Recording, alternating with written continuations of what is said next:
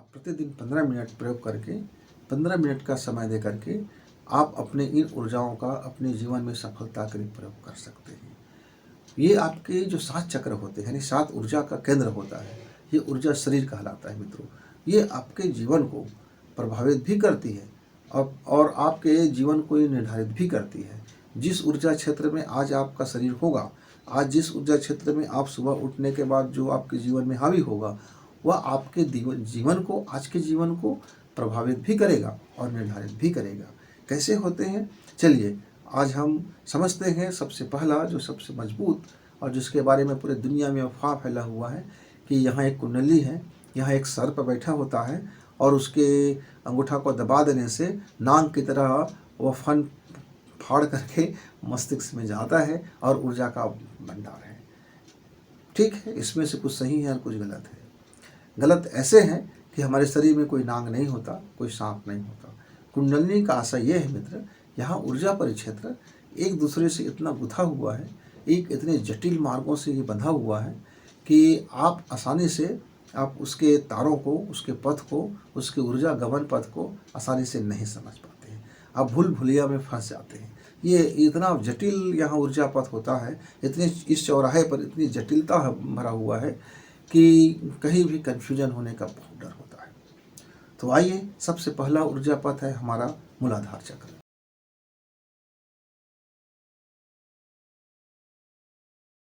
मित्रों, मूलाधार चक्र का आशय है, यह हमारे भौतिक शरीर को प्रभावित करता है। यानी हमारे हाड़ मांस, रक्त मज्जा, हमारे ग्रंथियाँ, ये जो निर्माण है, ये जो शारीरिक निर्माण है, 5 तत्व है, यह पांचों तत्व को नियंत्रित करता है। इस 5 तत्व और हमारे जितने भी डीएनए हैं, डीएनए के अंदर में जो भी हमारे अक्षर हैं, ये सबको ये प्रभावित करता है। इसीलिए ये बड़ा, इसका जो ऊर्जा पथ है बहुत जटिल होता है। ये चूँकि एक जीव निर्माण भी करता है, यानी शुक्राणु या अंडाणु के रूप में, तो ये हमारे शरीर में नया जीवन की उत्पत्ति भी करने की जिम्मेदारी इसी मूलाधार को है। और हमारे शरीर को भौतिक शरीर में बदलने रखने की भी जिम्मेदारी इसी ऊर्जा केंद्र को है। और हमारे जो शरीर है, जो 24 प्रकार की सिद्धियों के शरीर होते हैं, 24 प्रकार की रिद्धियों के जो शरीर होते हैं, और जो 7 इसका प्रमुख शरीर होता है, वह 7 प्राण का भी संयोजन और संरक्षण और उसके लिए स्थान देना, ये इसी मूलाधार चक्र का उत्तरदायित्व होता है। इसीलिए ये बहुत ज़्यादा परकोटे में बंधे होते हैं। इनकी ऊर्जा पथ बहुत जटिल होता है और इसकी ऊर्जा से छेड़छाड़ करना भी एक बुद्धिमानी नहीं होता। बस ये अच्छा होता है कि आप एक मार्ग पकड़ लीजिए और उस पर आप अपनी निवेदन और अपनी कार्य करते रहें। तो इसका जो स्थान है हमारे शरीर में, मनुष्य के शरीर में, अलग अलग जीव में अलग अलग इसका स्थान होता है मित्र। कुत्ता में अलग है, बिल्ली में अलग है, चूहे में अलग है, शेर में अलग है। मनुष्य के शरीर में इसका स्थान जनन अंग होता है। जनन अंग के आसपास में एक हार्मोन्स होते हैं। वो जनन अंग के आसपास में जो एक हार्मोन्स होता है, जैसे पुरुषों में प्रोस्टेट ग्लैंड होते हैं और महिलाओं में आपका गर्भाशय का ग्लैंड होता है, ये उसी ग्लैंड के नीचे स्थल में अदृश्य रूप में, ऊर्जा रूप में ये उसका मूल केंद्र होता है। उसको जब हम एक्यूप्रेशर करते हैं, एक्यूप्रेशर करना मतलब क्या है, एक ऊर्जा का एक यहाँ से सांसों के माध्यम से और ध्वनि के माध्यम से हम वहाँ टंकार करते हैं, हम वहाँ उस कीवर्ड को वहाँ लेके जाते हैं। वो कीवर्ड अपना उस हार्मोन्स को एक्टिवेट करता है और वो उस समय फिर ऊर्जा के यदि हमने सही उपयोग नहीं किया, पहले से हमारी कोई प्लानिंग नहीं है, तब क्या होगा, अब वर्षा हो रहा है, अब मूसलाधार वर्षा हो रहा है, आपने अपने आंगन में चारों तरफ से बांध दिया है, लेकिन पानी की निकासी का मार्ग आपके पास नहीं बना है। आप उस जल का क्या प्रयोग करेंगे, खेत खार में प्रयोग करेंगे कि कारखाने में करेंगे कि क्या करेंगे कि ज़मीन में सोखने काम होगा, आपके पास कोई प्लानिंग नहीं है। तो वो मूसलाधार वर्षा आपको तबाह कर देगा और आपके घर को सत्यानाश कर देगा। लेकिन यदि आपके पास पहले से प्लानिंग है कि कितना जल चाहिए, किस किस योग में प्रयोग के लिए चाहिए, तो वो पूरी वर्षा का जल आपका उपयोग होते हुए आपको प्रगति की ओर और आपको सफलता की ओर ले चलेगा। इसलिए मित्र, जब तक आपके पास कोई योजना नहीं है, जब तक आपके पास कोई पहले से प्लानिंग नहीं है कि आपका मूलाधार चक्र की जो ऊर्जा निकलने वाले हैं उसका आप क्या प्रयोग करोगे, तब तक आप इसके साथ छेड़छाड़ ना करें। एक स्नातक किया हुआ मेरा युवा है, अब वो चाहता है कि अपने करियर में ऊंची प्रतियोगिता को वो प्राप्त कर ले। ऊंची प्रतियोगिता को प्राप्त कर ले। अब उसको वो मेहनत भी कर रहा है, शरीर में परेशानियां आते हैं, मन में बाधाएं आती हैं, तरह तरह की चीज़ें उसको खटकती रहती हैं, तमाम बातें उनके साथ हो जाती हैं। अब क्या कर सकता है? तब वो मूलाधार चक्र का ध्यान करके, कुछ सांसों का प्राणायाम करके, कुछ अपने मानसिक संरचना करके, अपने उस प्लानिंग के लिए, अपनी उस मूलाधार ऊर्जा का वह उपयोग कर सकता है। क्योंकि अब उसके पास एक बेटर प्लान है कि इस ऊर्जा का क्या उपयोग करेंगे, क्योंकि उसको तैयारी करना है, हार्ड वर्क करना है, मानसिक वर्क करना है, और अपने अंदर में वो साहस भी भरना है, विश्वास भी भरना है, और ताकि कल वो अपनी जो प्रतियोगी परीक्षा है उसको टॉप कर सके। मतलब मसलन एक एग्जाम्पल है, तो आप जिस वर्क में हो, आप यदि उसका उपयोग जानना आपको ज़रूरी है, पहले से प्लानिंग होना ज़रूरी है, पहले से प्रोजेक्ट तैयार होना ज़रूरी है। आप एक क्षण के लिए भी आप उस ऊर्जा को बर्दाश्त नहीं कर पाओगे यदि आपके पास प्लानिंग नहीं है, आपने पहले से कोई डिजाइन नहीं रखा है। तो सबसे पहले काम, अपने को किसी भी ऊर्जा के साथ जुड़े उसके पहले उसका उपयोग करना जरूरी है। आपने अपने घर में डॉक्टर को बुला लिया है, तो डॉक्टर को क्यों बुला लिया है? भाई कोई बीमार होगा तो आपको तैयारी होगा कि बीमार है, इसको हमको डॉक्टर को दिखाना है। नहीं भाई, घर में माँ को बड़ी छींक है, बहुत खांसी है, तो मैं इंजीनियर को बुला लेता हूँ। इंजीनियर बड़े काम की चीज़ होते हैं, तो फिर इंजीनियर आपका किसी काम का नहीं होगा। लेकिन आपका घर टूटा पड़ा है और आपको घर के डिजाइन करना है, तो आपको बिल्डर्स को बुलाना पड़ेगा। सर्दी है तो डॉक्टर को बुलाना पड़ेगा। ऐसे जो आपकी ज़रूरतें हैं उसके अनुरूप आप अपने ऊर्जा केंद्र से प्रार्थना पत्र भेज सकते हैं, और आपके एप्लीकेशन स्वीकार भी किए जाएंगे। क्योंकि आपके एप्लीकेशन कीवर्ड डालते ही आपकी ज़रूरत को पूछा जाएगा, आपके ज़रूरत के अनुरूप फिर आपको ऊर्जा आपको प्रदान होगा। आपको ये कहना नहीं पड़ेगा कि मुझको 1 टन की ज़रूरत है, 1 लाख टन की ज़रूरत है। वो समझ जाएगा कि आपको कितनी ज़रूरत है और आपकी क्या क्षमता, आपको कितनी देनी चाहिए, आपकी क्या पात्रता है, आपके पास उतना क्षमता है कि नहीं है। उसके अनुरूप वह धीरे धीरे ऊर्जा फिर प्रवाहित होने लगता है। मित्रों, इसके लिए आपको चिंता करने की ज़रूरत नहीं है, इसके लिए अलग से आपको सोचने की ज़रूरत नहीं है कि मुझे अनुभव नहीं हो रहा है, मेरा शरीर ऊपर नहीं उठ रहा है, मुझे दिव्यता का अनुभव नहीं हो रहा है, मेरे प्रकाश लाइटिंग नहीं दिख रहा है, मेरे घर में पूरा ऐसा अंधेरे में पूरा प्रकाश नहीं दिख रहा है। तो ऐसा आप कोशिश ना करें। ऐसा कोशिश करेंगे तो भटकेंगे, भटकने के अलावा और कोई दूसरा फिर आपके पास नहीं है। तो चलिए आज हम चलते हैं मूलाधार। मूलाधार, इसका स्थान आप समझ गए होंगे कि हमारे गुदा मार्ग से थोड़ी दाएं बाएं अगल बगल, यानी कि हमारे जनन इंद्रिय की ठीक ऊपर में, जहाँ जनन इंद्रिय का मूल स्रोत है। जनन इंद्रिय बाहर का हिस्सा है, पर अंदरूनी जहाँ उसकी मूल बंद होती है, वही मूल होता है, वहीं आसपास उसके ऊर्जा का संग्रहण होता है। मित्रों, इसका जो लाख है, इसका जो कीवर्ड है वो है ल और ई और मा, आधा ई और आधा मा और ला। तो ल, ई और मा, हम इसको ऐसा नहीं बोल सकते, तो इसको हम बोलते हैं फिर लम, ऐसा बोलते हैं। इस तरह से गुंजार होता है। और ये जब हम कीवर्ड लगाते हैं तो हमारा मूलाधार चक्र में धीरे धीरे पहुंच करके वो अपना एप्लीकेशन को बूट कर लेता है, और धीरे धीरे वो मूलाधार चक्र को हमारी बातें पहुंचाना शुरू कर देते हैं। मित्रों, इसका सबसे ज़्यादा प्रभाव पड़ता है हमारी जीवन शैली पर, हमारे रहन सहन, खान पान। मान लीजिए आपका मूलाधार चक्र का ऊर्जा बाधित है, तो आप सर्वाधिक कामी व्यक्ति होंगे, आप विषय वासना में पड़े होंगे, आप लोभी होंगे, लंपट होंगे, व्यभिचारी होंगे। आप लड़कियों को देख करके आपकी निगाहें जरा ललचाता होगा, लड़की है तो लड़कों को देख करके उनकी सेक्स कामना अनावश्यक बढ़ जाता होगा। मतलब तरह तरह की ऐसी वाहियात चीज़ें उनके मन में आते हैं जिसको रोक नहीं सकता। स्वप्न दोष होना और कई तरह के दोष उत्पन्न होना, वीर्य का स्खलन होना, वीर्य का संतान की उत्पत्ति नहीं होना या संतान विकृत उत्पन्न हो जाना, कई तरह की इसमें चीज़ें हो जाती है जो मूलाधार चक्र यदि बाधित है। तो बाधित का मतलब ये होता है ऊर्जा का 2 मार्ग है मित्र। एक ऊर्जा हमारे बोन मेरो रीढ़ की हड्डी होते हुए हमारे कपाल तक पहुंचती है, तो हम उसको बोलते हैं ऊर्ध्वगमन होना। मतलब ऊर्जा अपने पथ पर चलती है, सीधी चलती है, ऊपर की तरफ चलती है, मस्तिष्क की तरफ चलती है, तो इसको बोलते हैं ऊपर जाना। और यदि ऊर्जा हमारे योनि मार्ग से और या फिर हमारे जो जनन मार्ग से होते हुए बाहर निकल जाए या नीचे पैर की ओर आ जाए, पेट की ओर आ जाए, तब हम इसको बोलते हैं उसका नीचे आना, अधोगमन होना। और उस प्रकृति है नीचे आएगा तो उसका जो नकारात्मक पक्ष हावी होगा, उसका गलत पक्ष हावी होगा। और यदि ये मस्तिष्क की तरफ उठेगा तो उसका सकारात्मक पक्ष हावी होगा, उसका शानदार पक्ष हावी होगा। जैसे दिन और रात दो तरह के होते हैं, रात अंधेरा होता है और दिन उजाला होता है, वैसे ही प्रत्येक ऊर्जा यदि हमारा नीचे उतर आए तो वह हमारे दुर्गति का कारण बन जाता है, और यदि हमारा ऊर्जा ऊपर उठ जाए तो हमारी सदगति का कारण बन जाता है। यानी कि हमारा फेलियर होना और हमारा पास होना हमारे ऊर्जा के ऊर्ध्वगमन या अधोगमन से प्रभावित होते रहते हैं, क्योंकि उससे मन मस्तिष्क से सारा चीज़ प्रभावित हो जाता है। तो ये तो हो गया। अब इसके परिणाम में आप समझ गए होंगे, यदि मेरा मूलाधार चक्र बाधित है तो क्या होगा, परिणाम में भोग उत्पन्न होगा, भोग से रोग होगा, रोग से शोक होगा, फिर खुशी कहाँ होगी। और यदि आप में यदि ये ऊर्जा का ऊर्ध्वगमन हो रहा है, किसी भी क्षण ऊर्ध्वगमन होगा तो आपको खुशी महसूस होगा। मान लीजिए अभी दोपहर दिन को 2 बजे आपको बड़ी विषय वासना में आपका मन भाग रहा था, कामुकता बढ़ गया था, और आपके 4 बजे के बाद मालूम हो रहा है कि आपको एक अंदर से अजीब सी खुशी महसूस हो रहा है।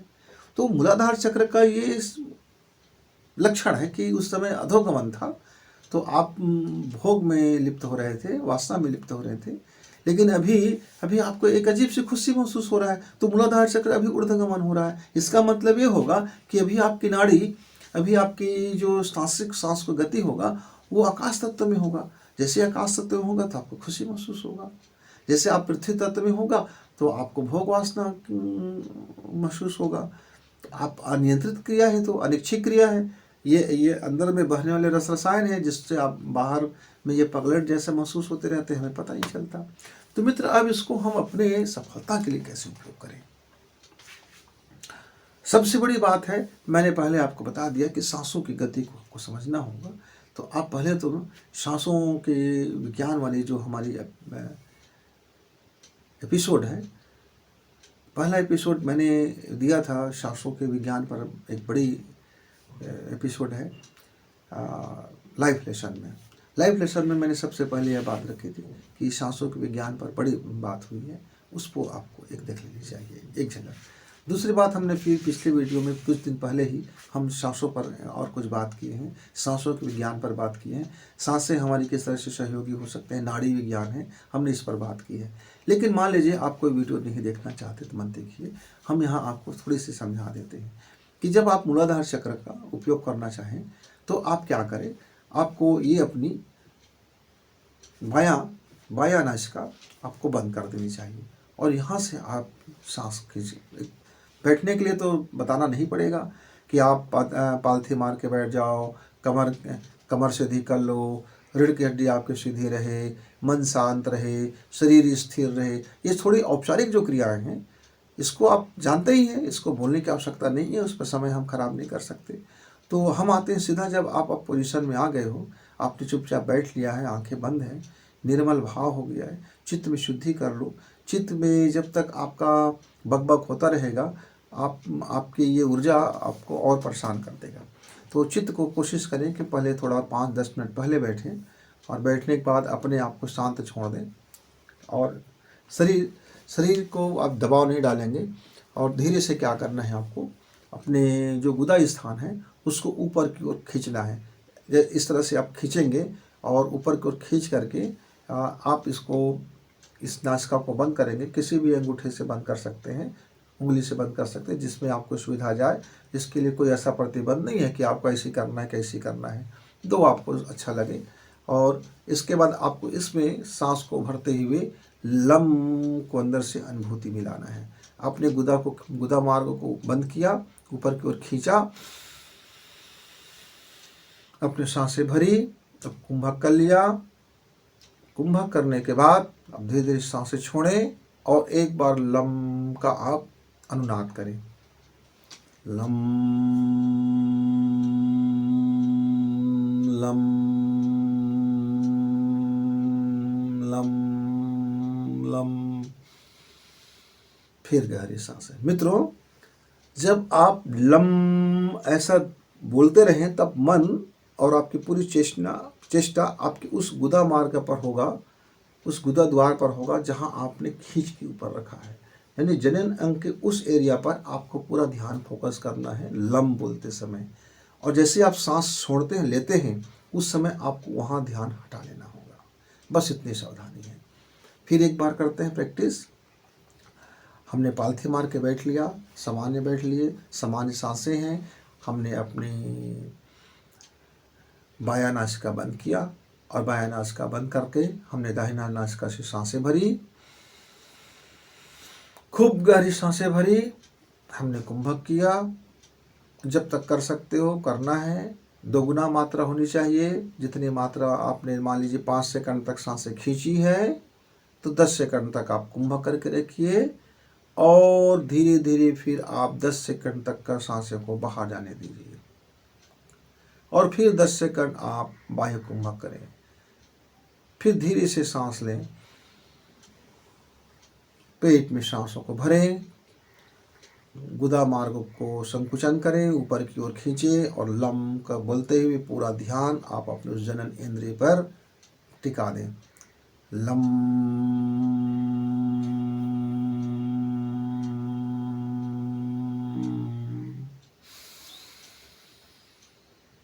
मित्रों, पहले आप इसको 15 मिनट का प्रयोग करें।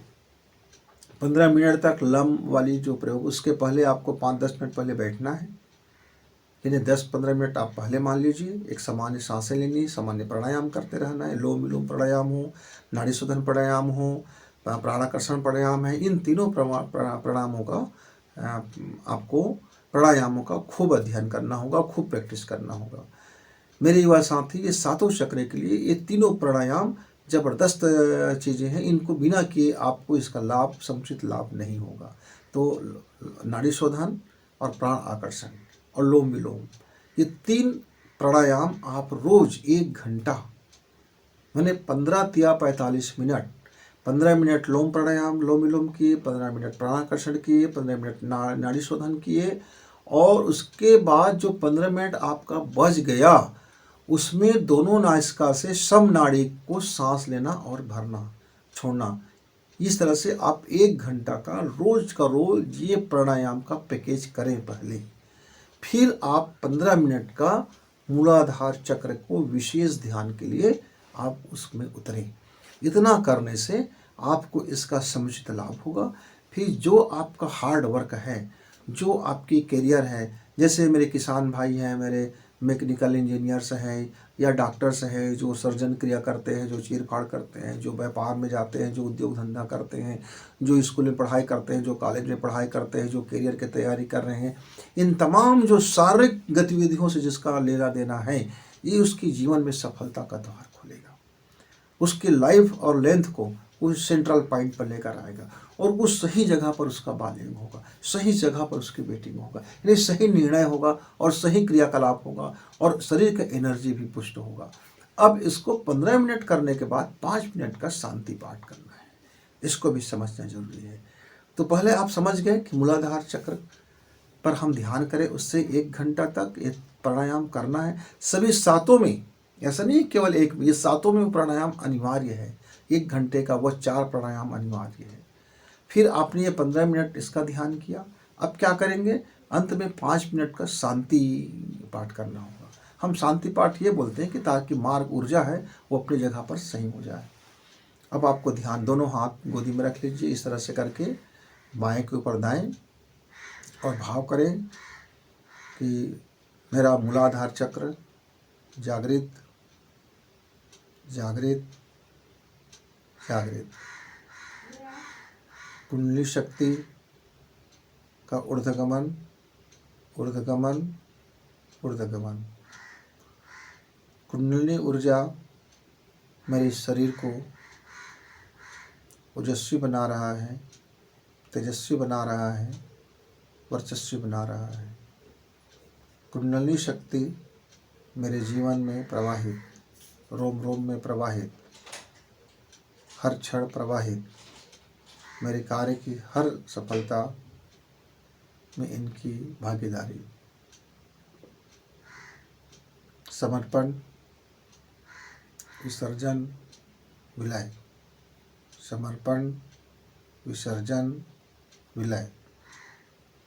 ओम बुद्धौ शान्तिः। ॐ अन्तरिक्षे शान्तिः। ॐ शान्तिः शान्तिः शान्तिः। इस तरह से हल्की हल्की 2 सांसें लें, इतना शांति पाठ करें। उस शांति पाठ करने से पहले उस ऊर्जा को जिस क्षेत्र में आपको लगाना है उसके भाव करेंगे, वह ऊर्जा अपना काम करेंगे मित्र। और इसके साथ आप अपनी दोनों चेहरा पर हाथ रख करके धीरे से उठ जाइए। हो सके तो 15 मिनट तक का सो जाइए, लेट जाइए। अब जहाँ हो उसी जगह पर आप 15 मिनट तक का चुपचाप लेट जाइए, कोई क्रिया ना करें। स्थिर होने दीजिए आपकी इस ऊर्जा साधना को। मित्रों, यदि आप अपना जीवन का यह 1.5 घंटा लगाते हैं तो ये आपके जीवन की शेष समय को उत्पादकता से भर देंगे, आपको सफलता से भरने में बड़ी सहायता होती है मित्रों। तो आगे हम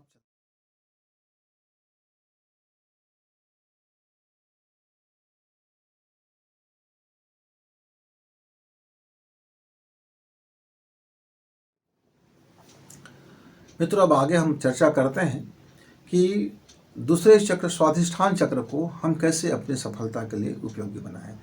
तो 1 घंटे का वो 4 प्राणायाम तो इसमें भी अनिवार्य है। सभी में, सातों में आप इसको पक्का गांठ बांध लीजिए कि जब तक हम 15-15 मिनट का वो 4 प्राणायाम ना कर लें तब तक हमको इसका प्रयोग नहीं करना है।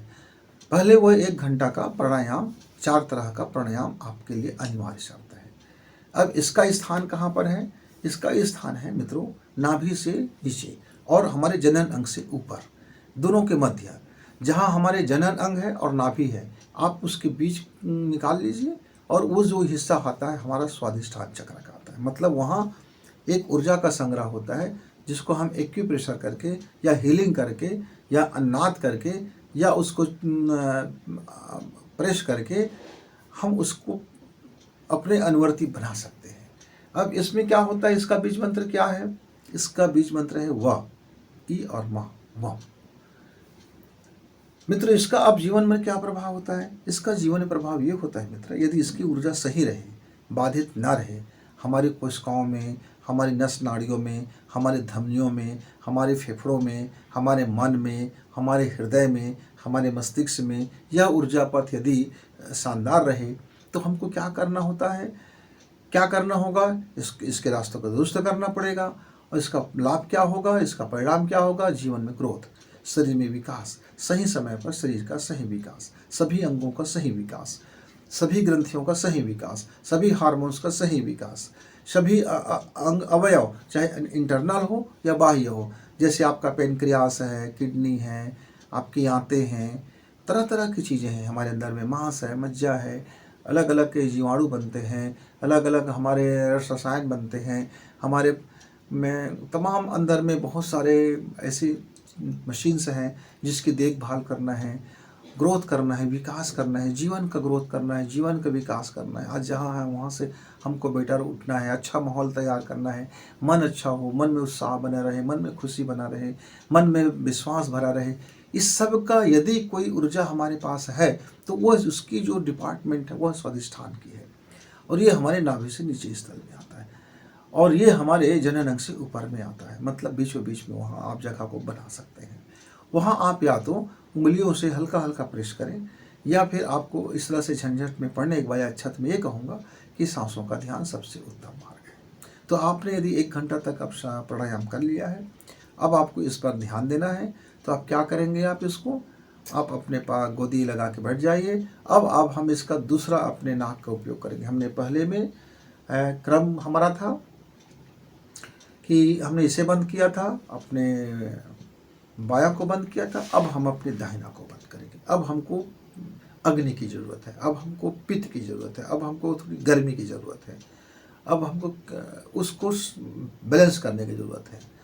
अब अंदर में जब हम जल तत्व को हम आगे बढ़ाएंगे और इसके गुण धर्मों को आगे बढ़ाएंगे, सहनशीलता को आगे बढ़ाएंगे और दक्षता को आगे बढ़ाएंगे, अपने सहने की क्षमता को आगे बढ़ाएंगे, अपने अंदर में तरलता की क्षमता को आगे बढ़ाएंगे, निष्कासन की क्षमता को आगे बढ़ाएंगे, तब हमारा ये स्वाधिष्ठान ऊर्जा अपने पद पर गमन करेगी और हमको लाभ मिलेगा। वही है, आपने बढ़िया से बैठ लिया है, गोदी लगा के बैठ लिया है, पालथी मार के बैठ लिया है। अब आपने आंखें बंद कर ली है, आपने पूरा ध्यान नाभि के नीचे क्षेत्र में, और आप वहाँ चाहो तो एक बैगनी रंग का आप स्पॉट बना लीजिए, कलर थेरेपी कर लीजिए, गोला बना लीजिए, छोटा सा गोला बना लीजिए, बिंदी जितना गोला, और उस स्थान को आप बैगनी कलर से कर दीजिए। और उसके बाद आप अपना राइट नोज बंद करने, दाहिना नाक बंद करें, बाएं नाक से खींचे स्वर, और इसमें कुंभक नहीं करना है मित्रों, आपको बाएं नाक से सांसें बाहर छोड़ देनी है। अब सामान्य अवस्था में और आपको वम का नाद करना है। वम वम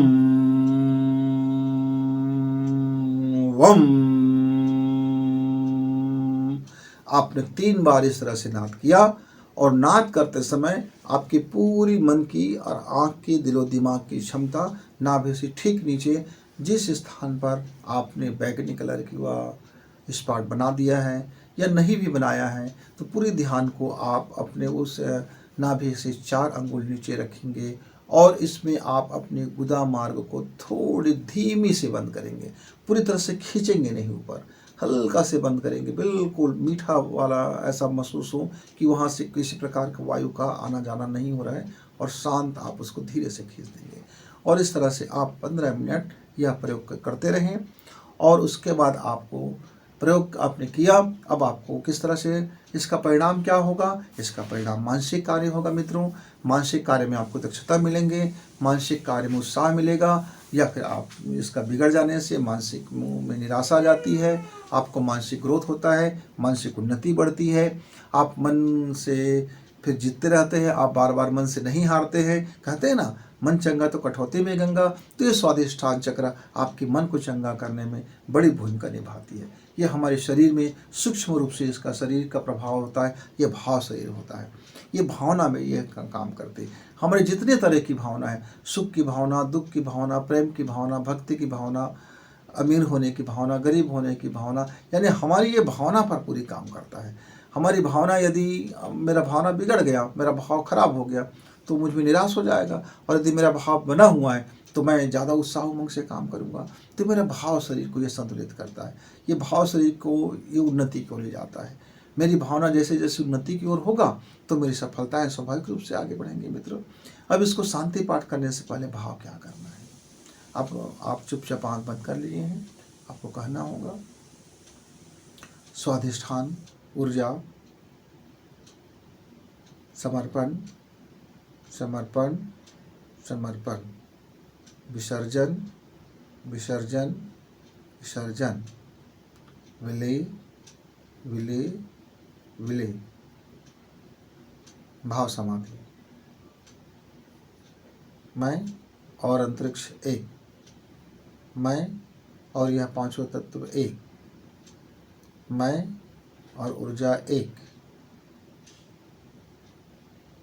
जीवन में आनंद है, अद्भुत। जीवन में खुशी है, अद्भुत। जीवन में उन्नति है, अद्भुत। जीवन में सभी दिशाओं में विकास हो रहा है।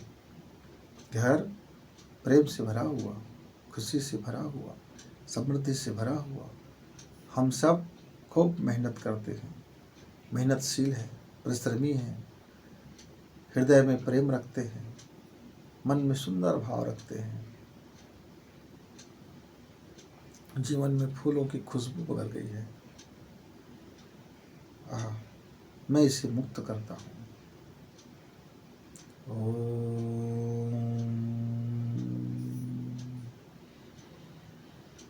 द्वौ शांति अंतरिक्ष शांति सर्वगं शांति शांति शांति शांति।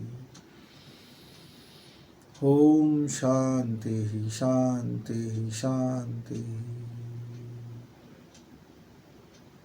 और फिर वही प्रक्रिया, दोनों हाथ चेहरा पे लगाएं, ऊर्जा का संचरण कराएं।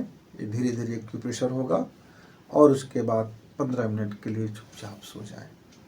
मित्र, आप देखेंगे कि आपके जीवन में आपकी भावना के क्षेत्र में बड़ा प्रभावशील हो रहा है। आपकी भावना में परिवर्तन आ रहा है। आपकी भावना अब बेहतर होता चला जा रहा है। आपके अंदर में विश्वास बेहतर होता चला जा रहा है। आपके काम करने में लगन बढ़ता जा रहा है। आपके ज़िंदगी में एक खुशियों का दौर आना शुरू हो रहा है। अनुभव से गुजरेंगे आप। आपकी भावना क्षेत्र में बड़ा काम हो जाता है। मित्रों, इसके बाद आता है तीसरा हमारा ऊर्जा क्षेत्र, नाभि का। इस वीडियो को लाइक करें, सब्सक्राइब करें, शेयर करें और बेल की घंटी दबाएं।